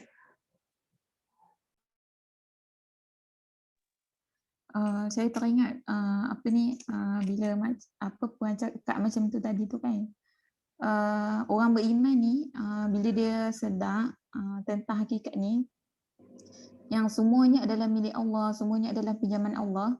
Jadi macam mana dia hidup dekat dunia ni, bila Allah bagi sesuatu nikmat, dia ni tak terlalu gembira. Dan kalau Allah bagi musibah dekat dia, dia ni pun tak terlalu sedih. Sebab dia tahu hakikat ni. Jadi macam mana dia akan rasa okey, tak apa, benda ni sat saja. Kan, kalau rasa susah, rasa sedih, rasa payah, okey tak apa, ni kan ujian, sat saja. Sama juga kalau Allah bagi nikmat pun, kita akan rasa benda tu best, tapi kalau kita sedar benda ni, apa hakikat ni adalah Allah punya, kita akan rasa okey tak apa, benda yang kita rasa syok ni sat saja. Jadinya orang beriman ni dia akan rasa macam biasa-biasa. Hidup kat dunia ni pun biasa-biasa. Macam itulah. Ada lagi nak share? Lagi satu kan, makcik nak share ialah betapa sombongnya manusia. Contohnya lah masa sebelum PKP tu, kadang orang-orang perniagaan ni dia cakap dalam dia punya media sosial lah, aku tahun depan dapat berapa juta, tapi tak pernah dia selitkan perkataan insya-Allah. Dia macam sesuatu yang dia cakap tu seolah-olah sesuatu yang dah pasti dia dapat. Tetapi bila PKP datang, bukan dapat 1 juta ke 2 juta ke, langsung tak ada masuk apa-apa pun. Malah kadang-kadang ada yang bankrupt. Itulah Allah mengajar kita supaya apa yang kita perolehi ni ada sifat qanaah. Apa yang kita perolehi ni adalah sementara, yang Allah amanahkan kita untuk rezeki kepada orang lain. Dan semua yang Allah beri kepada kita tak pasti. Suatu benda tu tak pasti kecuali yang Allah izinkan. Jadi kita ni jangan lupa, setiap perbuatan kita jangan lupa cakap insya-Allah. Tu je makcik nak share. Terima kasih Makcik Nurida. Ada lagi kah nak tambah? Assalamualaikum warahmatullahi wabarakatuh. Waalaikumsalam. Boleh sila. Surah Al-Mulk ni lah bagi saya lah. Dia merupakan satu surah yang mengingatkan kita yang kerajaan Allah tu bukan sahaja di dunia ni, tapi kerajaan Allah ni meliputi akhirat nanti. Sebab tu maksudnya di sini Allah ingatkan kita apa yang perlu kita buat selaku hamba-Nya, sebab selepas kematian kita nanti ada satu kerajaan yang hanya Allah saja yang mempunyai kekuasaannya kan. Jadi di sini orang kata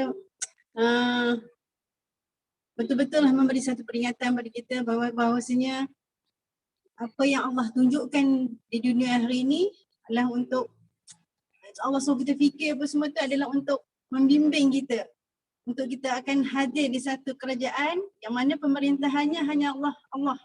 Tidak ada lagi tidak ada lagi yang lain tempat kita bergantung harap, hanya kepada Allah semata-mata. Jadi saya nampak itu kekuasaan surah ini kerajaan yang sangat besar dan kita patutlah kita mempersiapkan diri kita lah insya-Allah untuk kita menghadapi kerajaan yang di mana nanti tidak ada lagi perlindungan selain perlindungan Allah.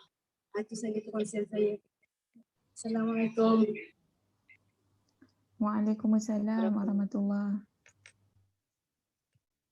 ada lagi syok dengar semua apa reflection daripada semua orang lah. Cik Pia ada ke kat sini?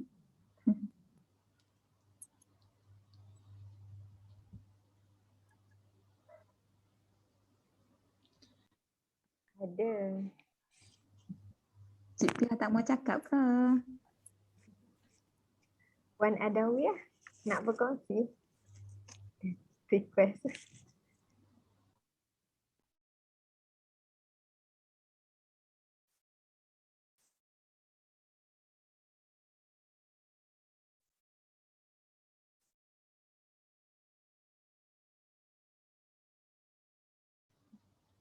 Tak ada, kita tutup lah. Nak tanya, bukan nak tanya lah saya.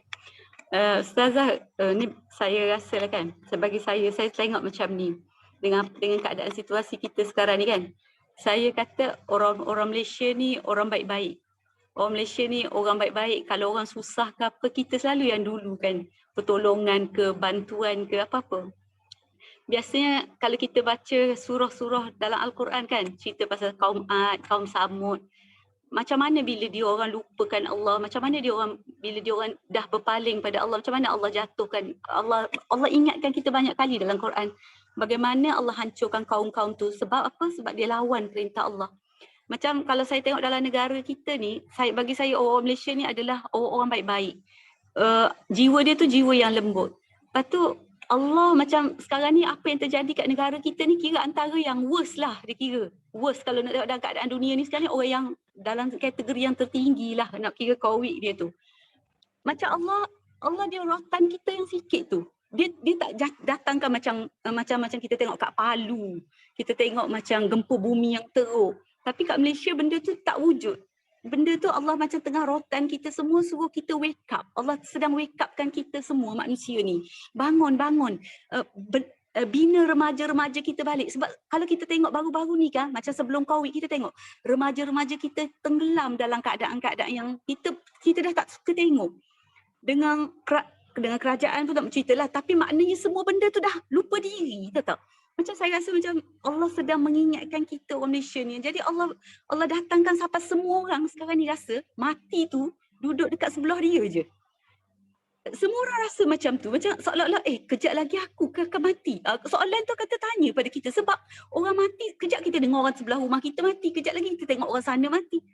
So macam mati tu dah jadi semakin hampir. So bila kita ingat mati, apa yang kita akan buat? Of course lah kita nak baikkan diri kita balik. Kita nak cantikkan diri kita balik sebab kita tahu kita akan balik jumpa Allah.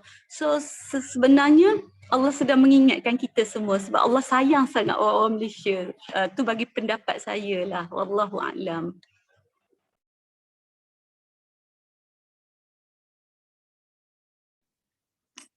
Terima kasih bagi yang share. Ada lagi ke nak tambah? Dah lah ni nak asal lah. Kalau tak ada kita tangguh lah. Kita tangguh dengan tasbih kafarah dan surah An-Nas.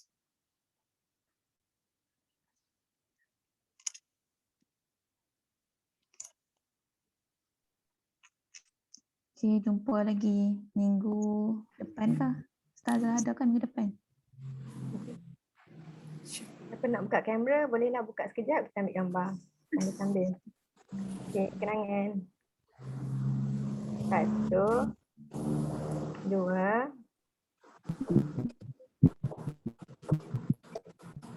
Masya Allah. Bila dapat tengok tu, rasa ingatan banyak. Mesti yang buka kamera sekejap ya. Sekali lagi. 1, 2, 3. Terima kasih semua ibu-ibu. Jumpa lagi. InsyaAllah kat Salasu juga minggu depan. Assalamualaikum.